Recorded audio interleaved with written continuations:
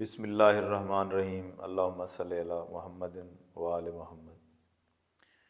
برج ثور یعنی ٹورس آپ کا یہ ہفتہ 16 فروری سے 22 فروری 2026 کیسا گزرے گا، اس بارے میں ہم بات کرتے ہیں۔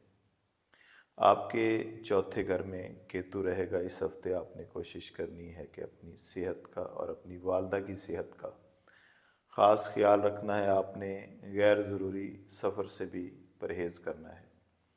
آپ کو اس ہفتے غصہ زیادہ آ سکتا ہے۔ آپ نے اپنے قریبی لوگوں سے نہایت احتیاط اور محبت سے پیش آنا ہے اور اپنے غصے پر کنٹرول رکھنا ہے۔ اس ہفتے زحل آپ کے 11ویں گھر میں رہے گا۔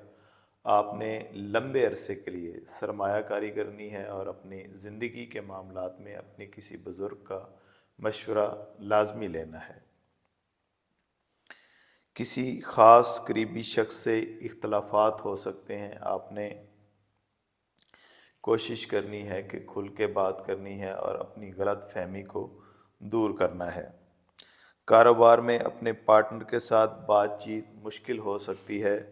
اگر آپ کاروبار بڑھانا چاہتے ہیں تو اپنے اختلافات دور کرنا آپ کے لیے بہت زیادہ ضروری ہیں۔ طلباء کے لیے مجموعی طور پر یہ ہفتہ ٹھیک رہے گا، مگر پڑھائی کا دباؤ زیادہ بڑھ سکتا ہے اور یاد رکھنے میں مشکلات پیش آ سکتی ہیں۔